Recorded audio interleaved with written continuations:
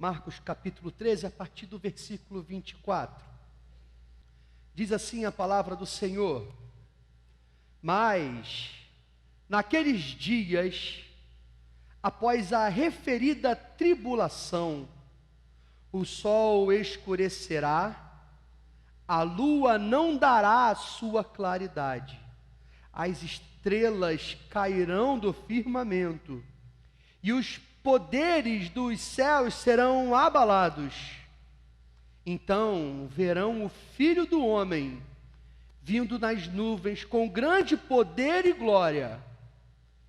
E então ele enviará os anjos e reunirá os seus escolhidos dos quatro ventos, da extremidade da terra até a extremidade do céu. Aleluia. Meus irmãos, esse texto que estamos lendo, continuando o Evangelho de Marcos, a partir do versículo 24, está falando claramente da vinda do Filho do Homem. Um termo que Jesus atribui a si próprio. Jesus já havia profetizado a destruição do templo, o que de fato aconteceria no ano 70, alguns anos depois, cerca de 40 anos depois desta profecia de Jesus. O que temos aqui é no versículo 24, dizendo que naqueles dias, ou seja, Jesus está fazendo uma clara referência ao Antigo Testamento. Em muitos momentos no Antigo Testamento, quando vai acontecer uma referência aos últimos dias, o dia do Senhor, está essa frase lá, naqueles dias. E assim Jesus o faz, dizendo naqueles dias. Essa expressão vai aparecer em Jeremias 3,16, 31, 29, 33, 15, em Joel 3, 1, em Zacarias 8, 24 e em muitos outros lugares.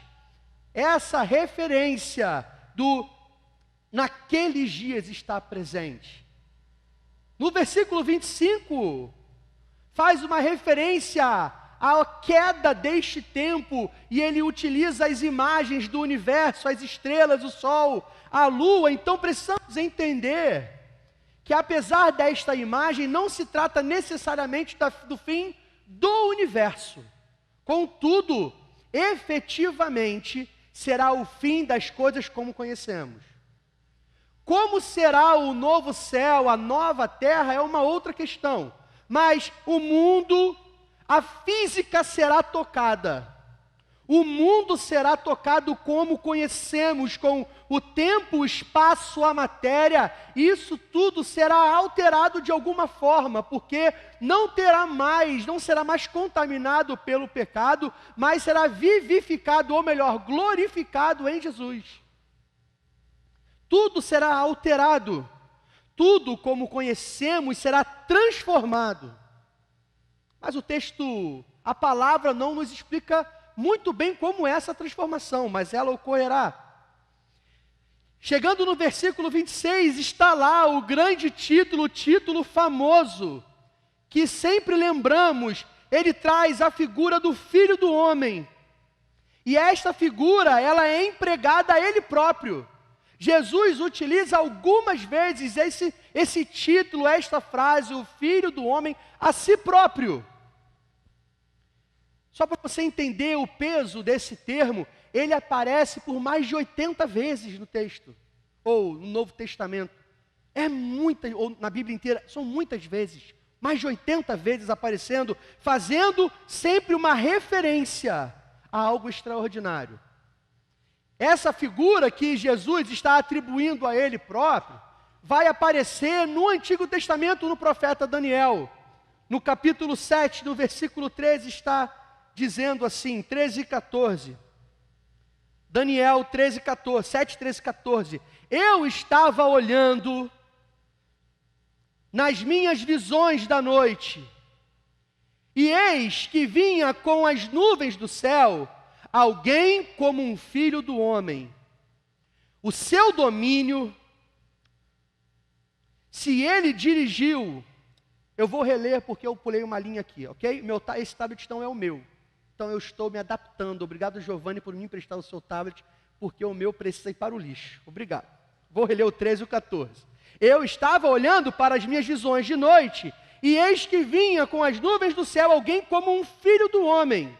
Ele se dirigiu ao ancião de dias e o fizeram chegar até ele.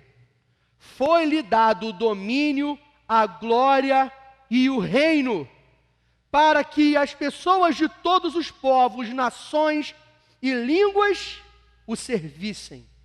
O seu domínio é eterno, que não passará, e o seu reino jamais será destruído. E chegamos no versículo 27, aonde está falando sobre os anjos. E eu quero fechar essa exposição desses versículos citando Apocalipse 14, de 14 a 16, falando sobre os últimos dias, narrando algo que Jesus está profetizando aqui, e o texto vai dizer: olhei, e eis que uma nuvem branca, e sentado sobre a nuvem, um semelhante a filho do homem, tendo na cabeça uma coroa de ouro, e na mão uma foice afiada. Outro anjo saiu do santuário, gritando com voz forte para que aquele que estava sentado sobre a nuvem pegue a sua foice, comece a colher, pois chegou a hora da colheita, visto que os campos da terra já amadureceram. E aquele que estava sentado sobre a nuvem passou a foice sobre a terra e fez a colheita. A figura do filho do homem, ela é muito emblemática. Estamos aqui num sermão escatológico de Jesus. Um sermão de Jesus onde ele está apontando para as últimas coisas. E a figura emblemática que está aqui, Jesus traz para si, é o filho do homem. E sabe o que é interessante? Que em Daniel, o filho do homem, ele está sempre ligado ao fim das coisas, mas ele está carregado de poder. A ele pertence poder e domínio, autoridade, e se apresenta ali em Daniel uma personagem celestial, ok? É algo para além do humano, e isso é importante para esta noite, entendermos este fato. Jesus se apresenta então como este filho do homem. Vem comigo, em Daniel ele é apresentado como filho do homem e tem uma perspectiva celestial. Jesus se intitula filho do homem, só que para alguns, o Messias não tem a necessidade de ser Deus. Encontramos hoje, ainda hoje, pessoas que afirmam que Jesus não é o Deus. Então, preste atenção, Jesus utiliza essa imagem do filho do homem para si. E para alguns ele deveria ser somente como um novo rei Davi, um homem que cumpre um papel diante do Senhor. Só que nós vimos aqui em Marcos 12, a partir do 35, que o rei Davi já trata Jesus, o Messias, como alguém superior a ele, porque ele vai chamá-lo de Senhor, com o devido respeito, mesmo sendo muito mais velho, sendo da linhagem muito mais velho. Davi reconhecia que o Messias teria algo de especial da parte do próprio Deus. Davi reconhecia isso, essa questão celeste em Jesus. O que eu estou dizendo, meus irmãos, é que quando olhamos para a profecia em Isaías do servo sofredor, pegamos essa imagem do servo sofredor e conseguimos aplicar a Jesus com muita tranquilidade. Jesus sofrendo, vivendo o seu martírio. Mas, quando trazemos a imagem da profecia do Filho do Homem de Daniel, alguns encontram dificuldade em tratar Jesus como Deus, dizendo que não é. E tão somente o termo técnico trata-se da baixa cristologia, o Jesus histórico, e não o Jesus divino. E essa relação passa a ser esdrúxula diante desse fato que eu já pontuei. Irmãos, pensem comigo, assim como essa imagem do servo sofredor, ela é aplicada a Jesus no seu sofrimento, a imagem do Filho do Homem precisa ser aplicada a Jesus na mesma perspectiva de poder, domínio e poderes celestes. É disso que se trata Jesus. E esta afirmação é necessária. Quem não crê que Jesus é Deus, nega que Jesus seja o Filho do Homem. Nega sua realidade celeste.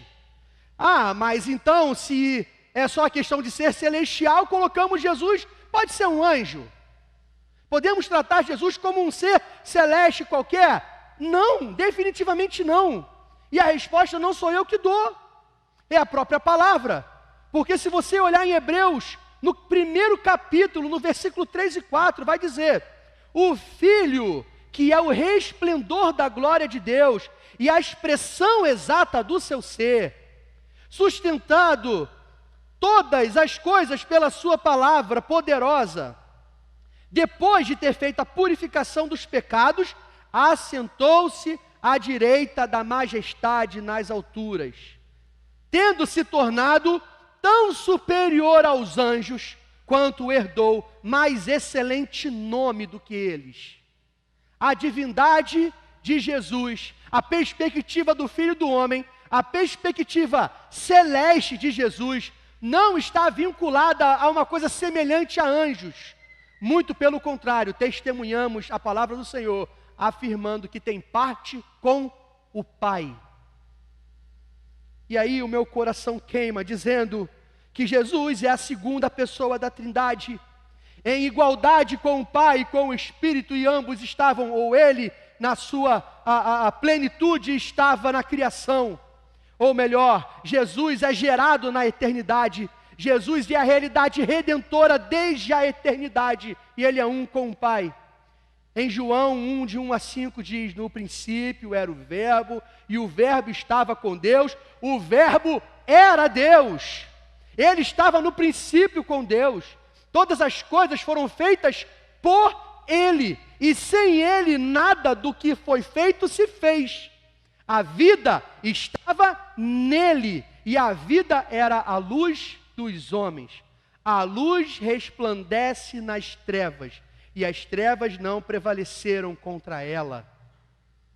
Jesus é Deus, nisso cremos. Avançamos ainda para o evangelista João nas suas cartas, versículo 13 e 16 do capítulo 4 diz: nisto conhecemos que permanecemos nele e que ele permanece em nós, pelo fato de nos ter dado o seu Espírito. E nós temos visto e damos testemunha de que o Pai enviou seu Filho como Salvador do mundo. Aquele que confessar que Jesus é o Filho de Deus, Deus permanece nele e ele permanece em Deus. E nós conhecemos o amor e cremos neste amor que Deus tem por nós. Deus é amor, e aquele que permanece no amor, permanece em Deus, e Deus permanece nele.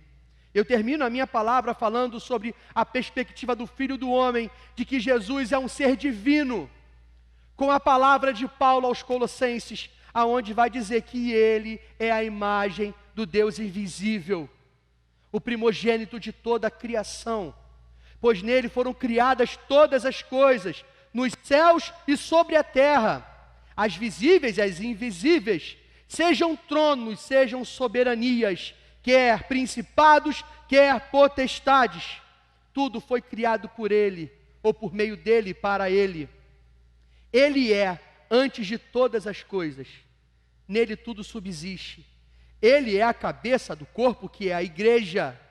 Ele é o princípio, o primogênito dentre os mortos, para ter a primazia de todas as coisas.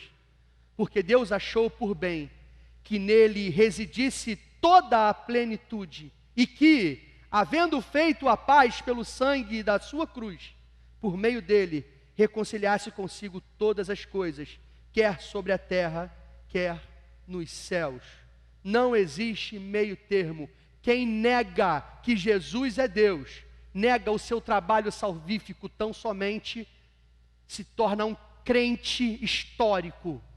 Quem crê que Jesus é Deus, reconhece que este é o Filho do homem, que habitou entre nós, e um dia voltará para buscar a sua igreja. Aleluia. Amém. Vamos lá, versículo 28 a 31 diz assim: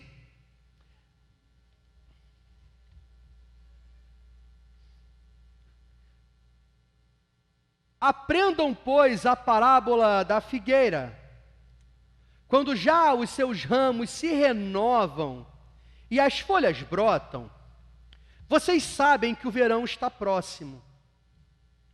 Assim também vocês, quando virem acontecer estas coisas, saibam que está próximo às portas. Em verdade lhes digo que não passará esta geração sem que tudo isto aconteça. Passará o céu e a terra, porém as minhas palavras não passarão. Amém?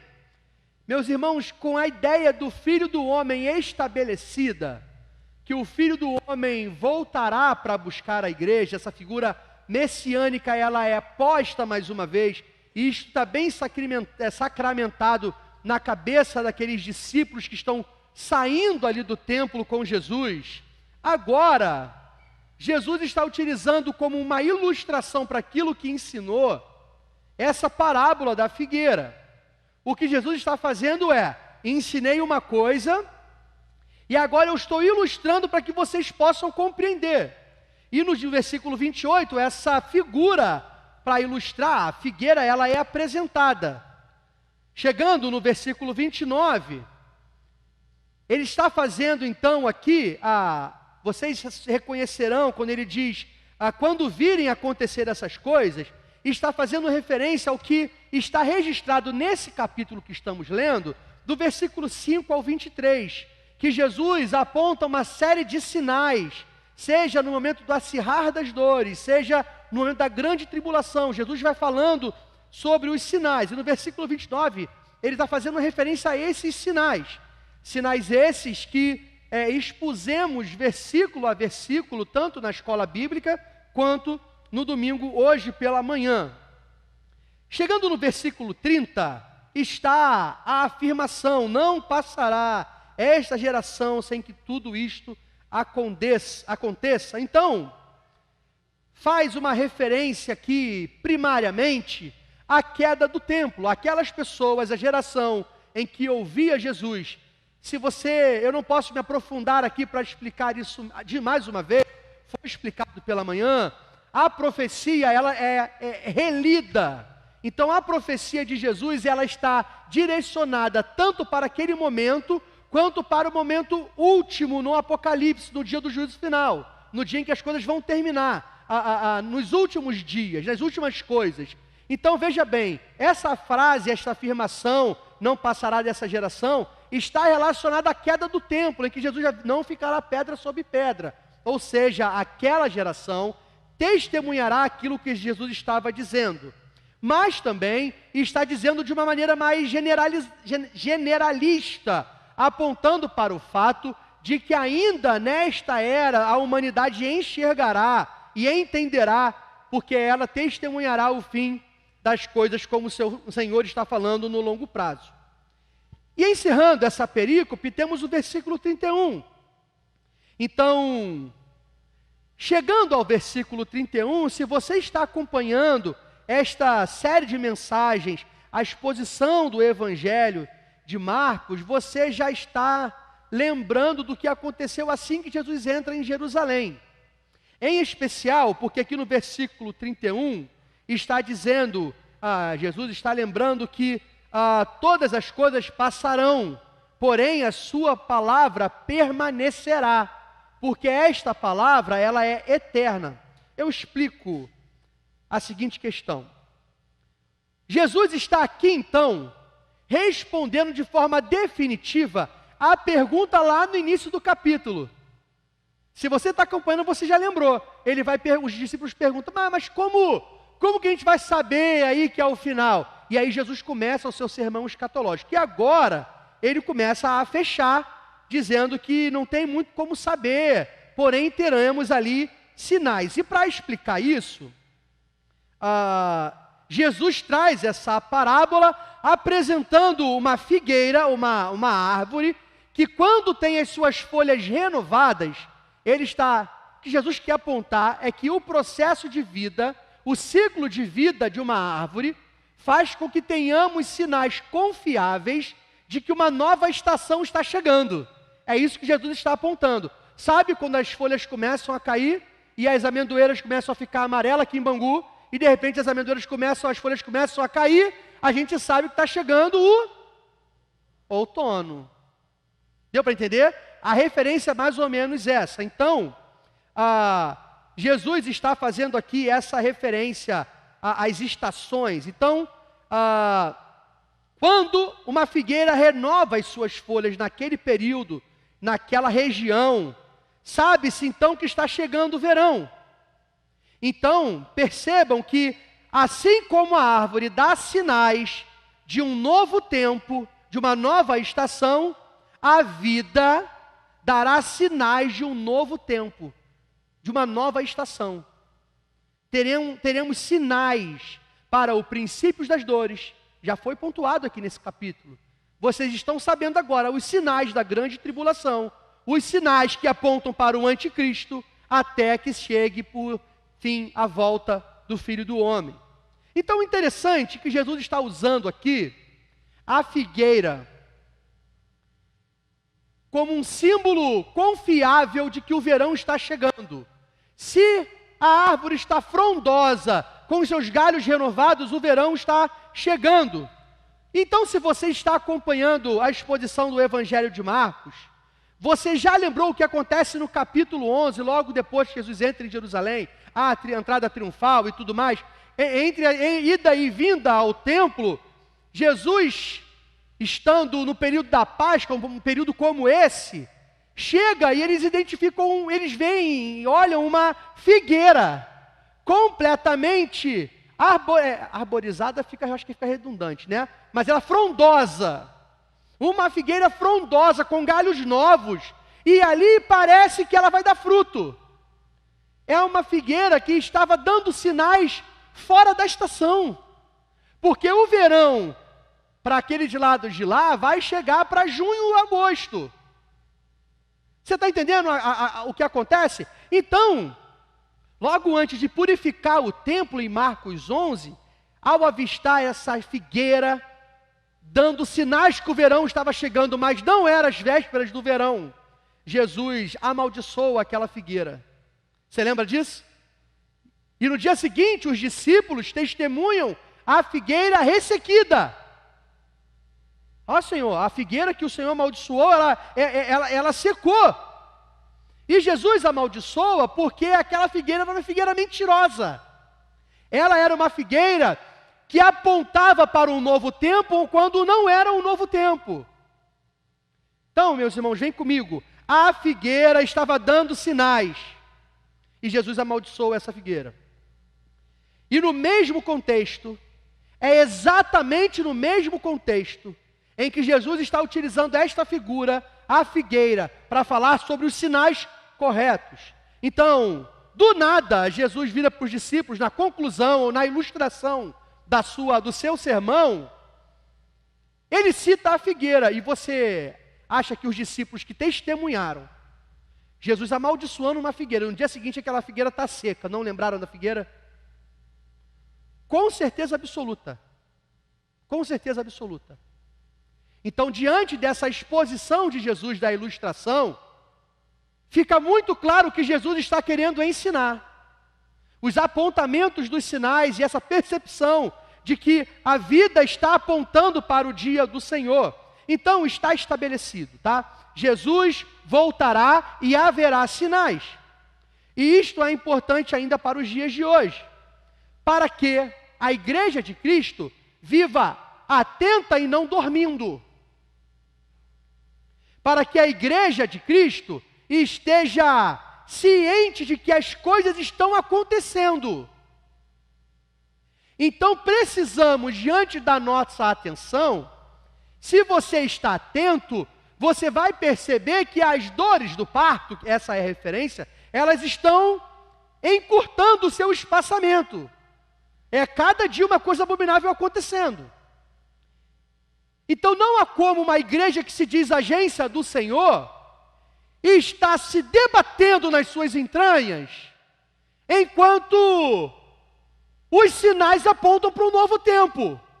Um novo tempo aonde a perseguição será plena. Está dando para acompanhar? E a gente está discutindo quem vai ser o presidente dos jovens. Me fala aí, quem vai ser? Aí faz a fofoca de um, briga com o outro. Aí vão ver no conselho diaconal. Aí começa ali a ver quem vai ser o presidente. A briga. Isso não acontece aqui, não, falo com tranquilidade. Esta igreja é uma igreja de paz. Eu agradeço a Deus todos os dias por isso. Então, irmãos, vem comigo, olha só. E toda essa tensão, vamos eleger quem vai eleger, e salário, e dinheiro, e pagamento, e luz, e iluminação, e botou o negócio cinza na parede e não pode. Você acha que a cor da caverna era que cor? Quando o pessoal se reunia na caverna? A gente só está voltando às tradições, irmão. Ó, isso aqui está antes de eu chegar, irmãos. Que fique claro, tá bom? Essas luzes aí, isso não tem nada a ver com isso não. Irmãos, olha só. E a gente vai se debatendo. Um bando de bobos se debatendo, enquanto os sinais estão na nossa cara, a gente não vê. E a gente vê a notícia ruim, a gente fala, ih, Jesus está voltando, é. E você sentado no sofá, e o seu coração não está queimando, porque eu aposto que tem um parente seu que você sabe que está indo para o inferno. Eu não estou sendo apelativo não, eu estou falando sério. Não é possível que o seu coração não está queimando, quando você lembra de uma pessoa que você ama. Talvez quando você lembra que aquele que caminhou anos e anos na igreja, e hoje está longe do Senhor, e o seu coração não queima, e os seus olhos não choram.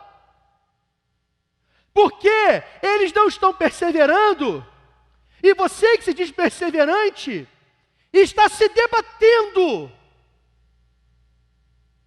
rodando em círculos, enquanto o Senhor nos chama para sermos robustos em fé viva que se desdobra em ações, como afirma Tiago.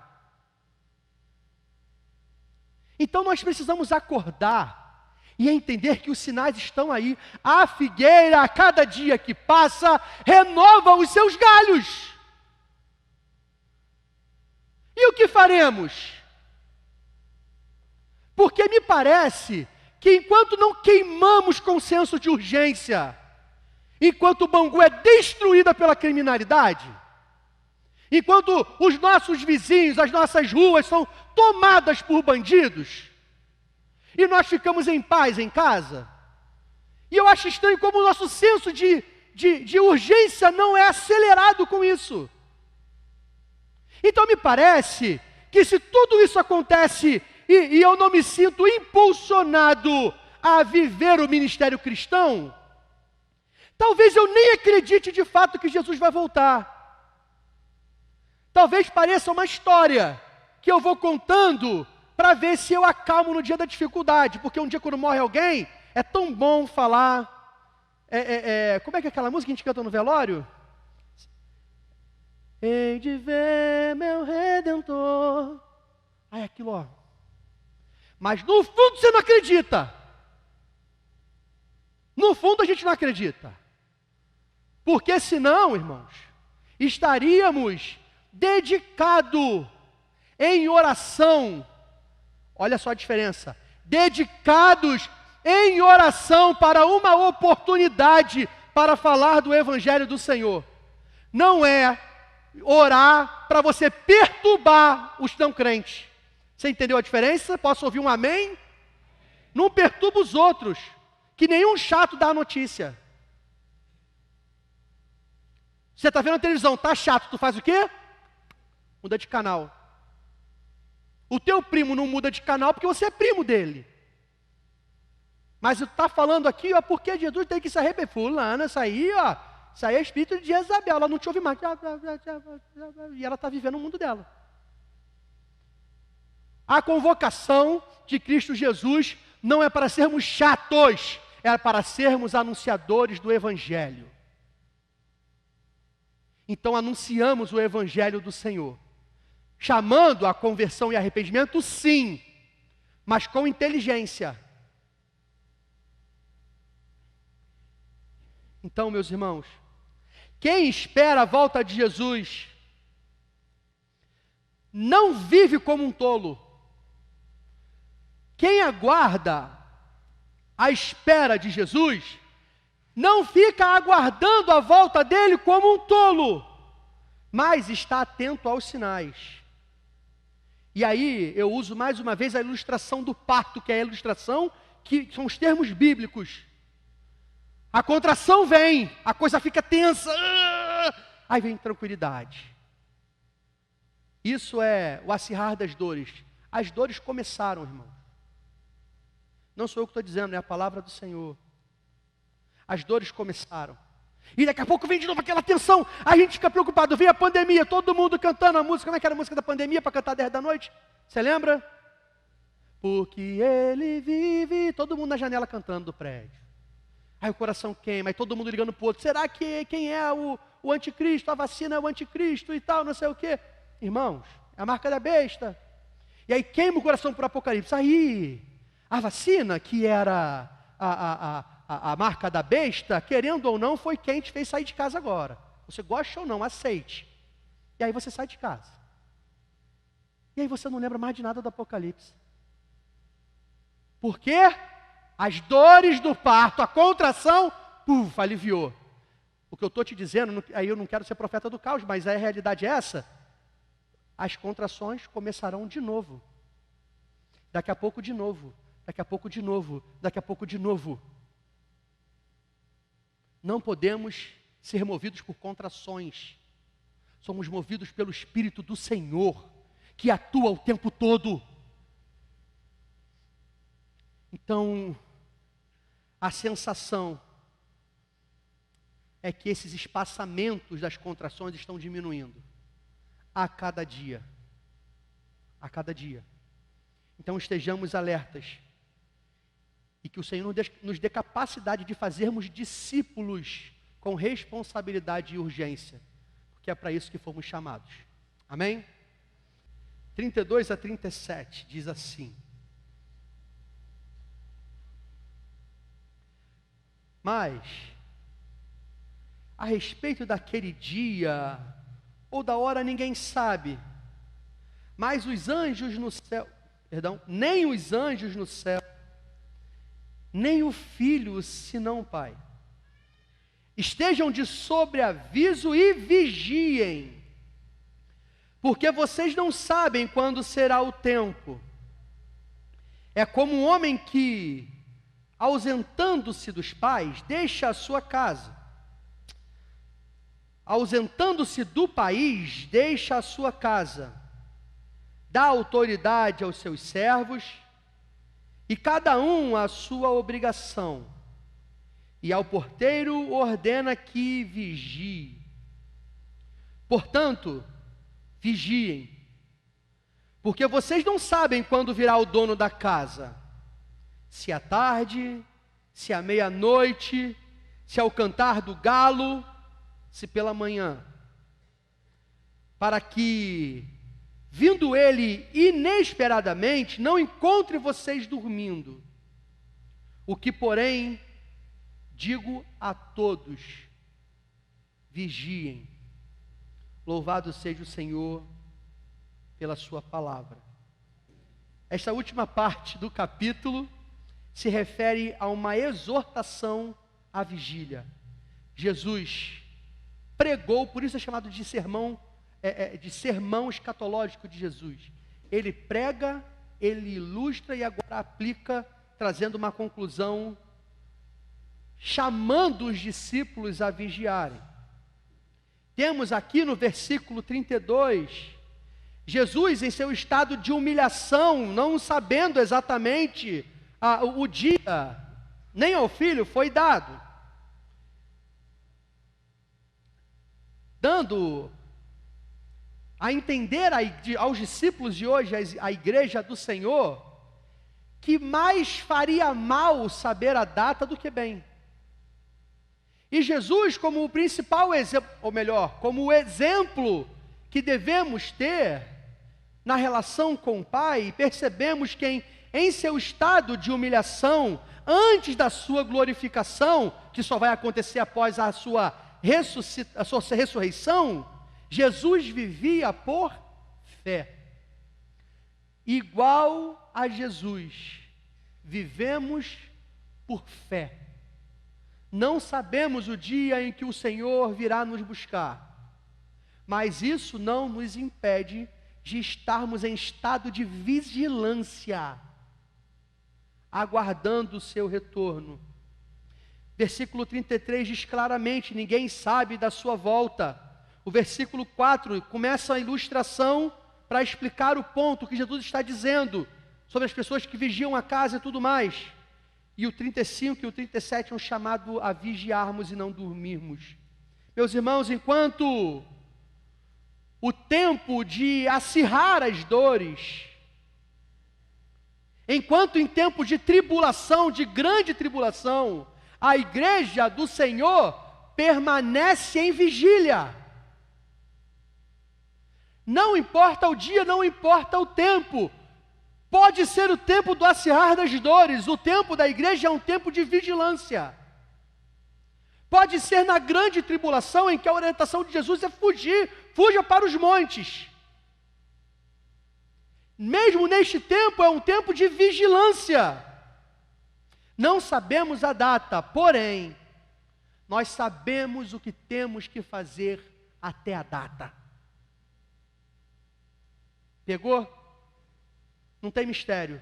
Não sabemos a data, mas sabemos o que temos que fazer até a data. E por que não fazemos? E por que não fazemos? E recebemos a grande comissão do Senhor de fazer discípulos, e você não discipula ninguém, não conversa com ninguém, não consegue mostrar para ninguém. É assim que eu tenho feito para me parecer com Jesus. É duro, é difícil. Como conseguimos conviver com este fardo?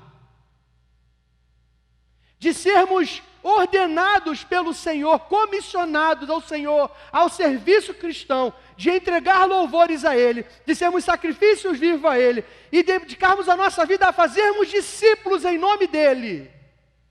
E não fazemos. Nossa vida não é um louvor em adoração, não é um altar, um sacrifício vivo diante do Senhor. Cheio de fogo estranho nesse altar. A minha vida não é um sacrifício, não é culto ao Senhor. A minha vida eu não discipulo ninguém. Na verdade, se tua vida não é um culto de adoração ao Senhor, é até melhor você não discipular ninguém mesmo. Porque vai ter alguém igual a você fazendo a mesma coisa que você. Irmãos, o estado de arrependimento do crente é um estado diário, para que possamos nos parecer com Cristo na busca da santidade, para que possamos mostrar para outros como é, e assim o reino sendo alargado, se tornando uma grande nação. Esse é o reino de Deus. E nós negligenciamos uma tarefa que é inerente ao crente. Isso é tão bizarro, que quando fala do pastor, a figura de evangelização vem ao pastor. Irmãos, pastor é comissionado, não é na lida com o não crente não, você já percebeu isso? Pastor, pastoreia o quê? É ovelha. O meu chamado de Deus é cuidar de ovelha. Quem discipula as pessoas são as ovelhas, são a igreja de Cristo. E por que aguardamos como bobos a volta do Senhor? Porque no dia que o dono da casa voltar, nos encontrará dormindo. Porque o Senhor nos encontrará domingo se sabemos que temos que estar vigilantes. E abrimos mão com tanta facilidade das coisas do Senhor. Irmãos, com tanta facilidade, vou dar um exemplo bobo. Nós estamos chegando aqui às 8h30. Não vai... Está tão chato que tu achou que era mais tarde. Arrependa-se. 8h30. Se a gente tivesse aqui umas 10h30, tinha gente reclamando. Olha só. Vamos supor que Meu irmão, aconteceu um avivamento aqui, algo fora do comum, a gente vai ficando aqui, e 10h30, bateu 10h30 e você começa, eu tenho que ir embora, eu tenho que ir embora, eu tenho que ir embora, doido para ver o Big Brother, doido para ver Fantástico, doido para entrar no YouTube, doido para fazer qualquer coisa, doido para dormir, porque amanhã tu acorda cedo. Mas, se fosse uma festa de 15 anos, você sairia 2 da manhã. A gente abre mão muito fácil, muito fácil. A gente pega Uber e gasta R$ 80 para ir na formatura de alguém, mas não quer pagar Uber de R$ 7 para vir na igreja. É muito, 7 conto para ir na igreja? Hoje eu não vou. O que eu estou querendo trazer é uma relação esdrúxula para entendermos que abrimos mão muito fácil. No trabalho, a gente dedica tempo para treinar alguém para uma determinada função. Mas discipulado, explicar como que é uma vida de um crente, cuidar daquela... não. Abrimos mão muito fácil. E aí, tentando usar a mesma ilustração de Jesus mudando as figuras para tentar se tornar mais palatável aqui, aí um rei vai se ausentar do seu castelo, passa funções aos seus súditos. Esse rei se ausenta. Quem ousa dormir na vigília no castelo? Porque a punição para tal é a morte. Então eu não durmo. E aí, porque a punição do Senhor, se você se considera crente, Ele vai só te dar um puxão de orelha, tu não vai perder a salvação, porque crente não perde salvação? Então eu estou aqui, vou dormir mesmo. Você está dizendo, o que você está tratando, está dizendo, é que o seu trabalho vale muito mais do que o Senhor. E aí você dedica tempo e tempo e tempo no trabalho, mas você não consegue dedicar o mínimo de tempo na igreja. A igreja me usou muito a vida inteira, a igreja agora eu estou de férias. Mas no trabalho como é que funciona? Você trabalhava 8 horas todos os dias. É porque no final do seu trabalho, no final do mês, você ganhava dinheiro. Entendi o que você valoriza, o dinheiro. Deus não te paga. Entendi. Você está conseguindo entender? E, gente, eu não sou bobo, a gente tem que trabalhar e dedicar tempo e ser o melhor profissional possível. Por favor. Não é isso que eu estou dizendo. O que eu estou dizendo é que nos dedicamos ao trabalho porque cai o salário na conta. Isso é importante para nós. O que eu estou dizendo é que temos que aceitar o fato que se isso me queima muito mais do que discipular alguém, é porque o que há de recompensa no discipulado com alguém é muito menos importante e valoroso para você. E nós estamos no horário da vigília dormindo.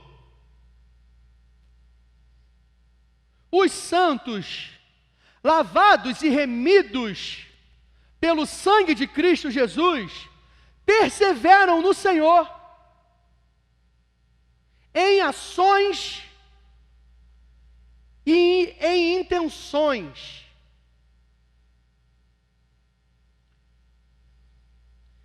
Os santos sabem quem são. Os santos que são lavados e reconhecem que não prestavam e são ressignificados e regenerados em Cristo Jesus, sabem quem são. Esses sabem o que têm que fazer. Esses sabem o que fazem e por que fazem. E esses aguardam ansiosamente o Filho do Homem estabelecendo o seu reino em plenitude. E esses são postos em vigília, vigiando e não dormindo. Esses servem. Os santos do Senhor servem ao Senhor. Os santos do Senhor perseveram no Senhor. Em Apocalipse 14, 9 e 13 diz: seguiu-se a estes outro anjo, o terceiro dizendo em voz forte: se alguém adora a besta e a sua imagem e recebe a sua marca na testa ou na mão, também essa beberá o vinho do furor de Deus, preparado sem mistura no cálice da sua ira, e será atormentado com fogo e enxofre, diante dos santos anjos e na presença do Cordeiro. Você pegou a visão? Quem tormenta não é o capeta não, hein? Você pegou a visão? Precisa reler não de novo não, né? Seremos atormentados, os condenados serão atormentados na presença do Cordeiro e dos anjos. Capeta não tem império. Capeta não tem reino. Quando o reino do Cordeiro se estabelecer, ele se estabelecerá plenamente e absolutamente. E ele pisará na cabeça da serpente. A fumaça do seu tormento sobe para todo sempre. E os adoradores da besta e da sua imagem, e quem quer que receba a marca do nome da besta, não tem descanso algum, nem de dia nem de noite. Aqui está a perseverança dos santos, os que guardam os mandamentos de Deus e a fé em Jesus. Então ouviu uma voz do céu dizendo: escreva, bem-aventurado os mortos que desde agora morreram no Senhor. Sim, diz o Espírito, para que descansem das suas fadigas, pois as suas obras os acompanham. O vigilante atento terá na sua companhia as suas obras.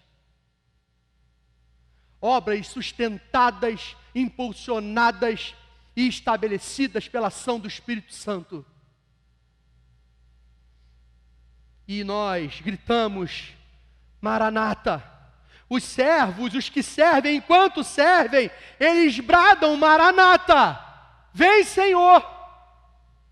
Os servos do Senhor, aqueles que perseveram em intenções e em atos, enquanto perseveram, eles exclamam: Maranata.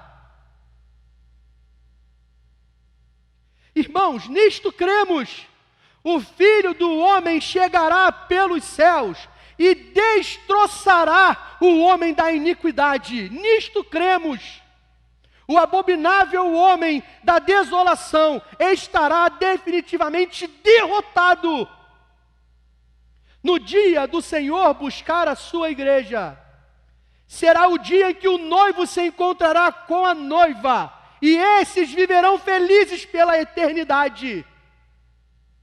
Enquanto em vida clamamos o nome do Senhor e servimos o Senhor, no grande dia, está escrito em Apocalipse 3:5, o vencedor será assim, vestido de branco, e de modo nenhum apagarei o seu nome do livro da vida. Irmão, vem comigo. Pelo contrário, confessarei o seu nome diante do meu Pai e diante dos seus anjos. Você entende o que está acontecendo aqui?